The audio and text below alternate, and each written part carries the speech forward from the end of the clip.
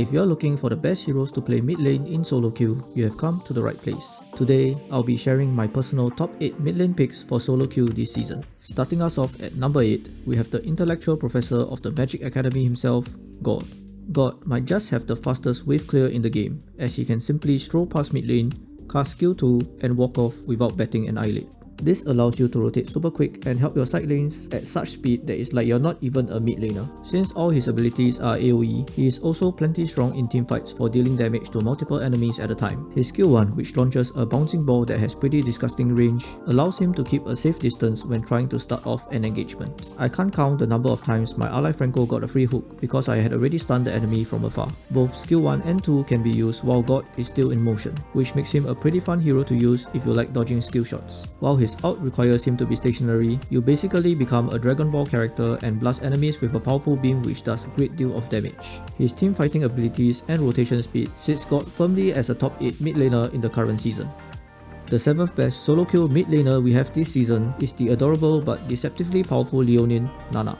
Nana used to be ridiculed as a troll pick, but she has risen in the eyes of many to an actual viable or even top pick in mid lane these 2 seasons. Much has to do with the revamp to her skill 2, which is now an AoE transform effect if it lands on the perfect spot. The difficulty is in timing it though, as the skill has a significant delay to it. This is much of the reason why she's not higher on the list, as it's not easy to execute it well. But make no mistake that a well-played Nana can absolutely destroy enemies in an instant with her skill 2 out skill 1 combo. Even heroes that are on the tanky side will take significant damage from this combo, no thanks to her skill 2 having a percentage magic defense reduction effect that scales well into late game. Her skill 2 is also a transform effect, which is a strong CC effect and one of the few skills that can stop Akai's ultimate. So if you see an enemy Akai, definitely consider picking up Nana and make the panda think twice if he wants to cast that out.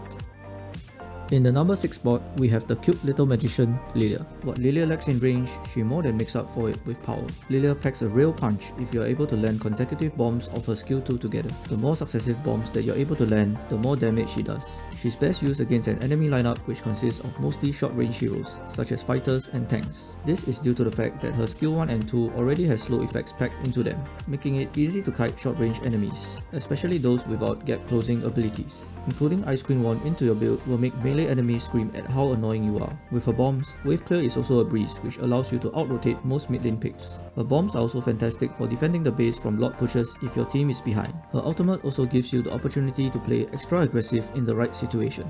You can even use it to bait enemy skills and then just ult to get out. In the right hands, Lilia can really snowball out of hand right from the early game. My 5th best mid laner is the quirky but self-confident Arbiter of Light, Xavier. Xavier has plenty of things going for him. His activated skill 2 ring has a super annoying AoE immobilize effect that can completely mess up enemies' plans or stop escaping enemies from running away. Not to mention, he has fantastic scaling which gives you the chance to carry with bonkers damage late game. As we know, games tend to last a little longer than we like in solo queue, so playing Xavier gives you that late game insurance and carry potential. With that said, Xavier has a pretty average early game to balance his late game power, so you'll tend to notice a weaker performance in the early stages. With her global ultimate, kill securing is just part of Xavier's game. His ultimate can have a pretty low cooldown if you have sufficient cooldown reduction, which allows you to use it as a tool to check for vision or poke enemies, especially mid to late game. However, as he lacks any kind of hard CC or escape tools, he's prone to enemies that can dive, such as assassins like Ling and Hayabusa, or fighters like Yuzong and Masha, so watch out for those if you decide to pick him. Next, in the number 4 spot, we have the beautiful and graceful Swan Princess, Odette. Most players may think this pick is controversial, but Odette is actually pretty powerful right now and it's mostly because of her ultimate. Multiple buffs to her powerful AoE ultimate has given her a thick shield, a dash and crowd control resistance while she's channeling her Swan Song. The only way to stop her song and dance is with high level CC effects, such as knockups, freeze, or suppression. The regular stun is unable to cancel her strong ultimate, so if you're facing a lineup without high level CCs, Odette is an excellent pick into it. Due to the insane shield and damage from her ultimate, she's almost made for anti-dive. It's funny when you're able to surprise a diving assassin or fighter who think they can kill you, only for them to be unable to because of your humongous shield and they end up getting bursted down from your ult damage. This is pretty important as you can't always rely on your team in solo queue. With all that said, we have not even mentioned her other 3 skills yet. Her passive and skill 2 are both super annoying to enemies. Her passive creates a bouncing sphere which enables her to poke enemies and cause them to almost panic because of how surprising the damage can be. Because of how easy it is for her passive to reach enemies, pairing her with Glowing Wand allows you to abuse the item effect and further enhance your poke damage to annoy your enemies. If you still have doubts of her deserving a spot on this list, check out my gameplay with Odette, which I have linked in the description down below, and let me change your mind about her. Coming in third in our solo queue mid laner list is the Stargazer and newest mage in Mobile Legends, Novaria. Novaria is one of those heroes that you almost want to hate if you're not playing her. I sometimes even dislike her as a teammate if the player who's playing her is really bad at aiming. Her skill 2 is a skill shot which requires you to be really precise at aiming, and that's where most of her damage comes from. Due to the fact that she's designed to mostly provide damage and vision, missing most of those shots will make her nearly useless. However, if you had enough practice, she's an excellent vision control and poking mage as well as a finisher. Combining skill 1 and 2 gives you superb wave clear, and her skill 2's ability to phase through terrain and increase your move speed also allows you to rotate very quickly. An excellently played Novaria undoubtedly has the fastest rotation speed in the game, which means your side lanes will almost always have a numbers advantage. While you have crazy fast rotations in the early phases, her mid to late game is equally as oppressive, as you can pin back enemies with her insane damage from her almost OP ranged bazooka shot. With the range that she has, it's almost impossible to catch a well-positioned Novaria throughout the game. Her ultimate, which is a mega AoE ranged scouting tool, allows you and your team to reveal any ambushes from a safe distance. The fact that it also expands the enemy's hitboxes also allows for your team to reach enemies that they normally wouldn't. I'm sure Beatrix, Atlas and Franco mains will know what I mean.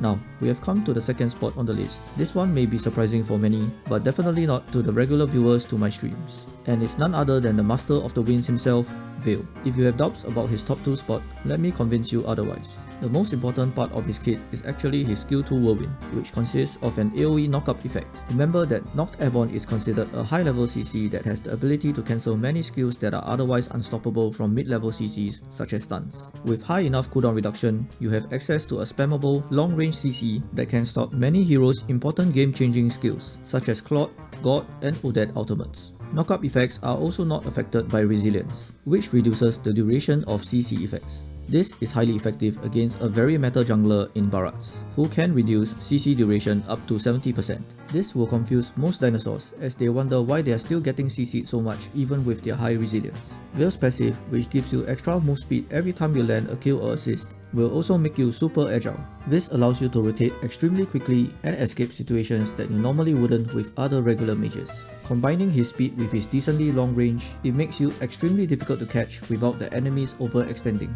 If you remain unconvinced of his spot in the top 2, I encourage you to catch my gameplay with Vale, which is linked in the description again.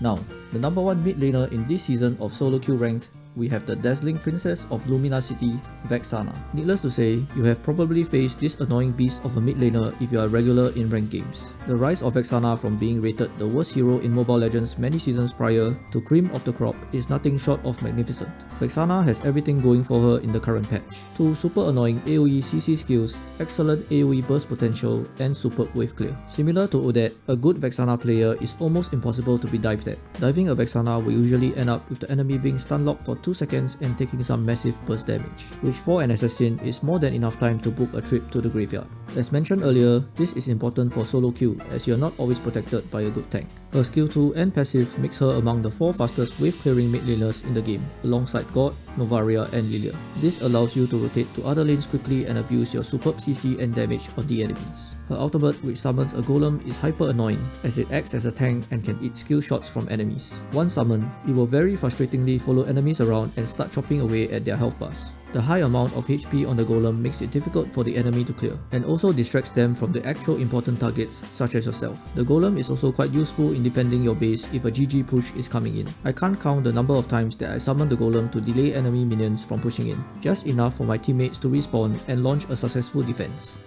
All in all, these 8 mages are my personal top picks in this season's solo queue ranked games. Let me know in the comments if you agree or even disagree, and if you think any other hero should have been in the top 8 instead. I hope you have enjoyed the list. Thank you for watching, and I'll see you again in the next one.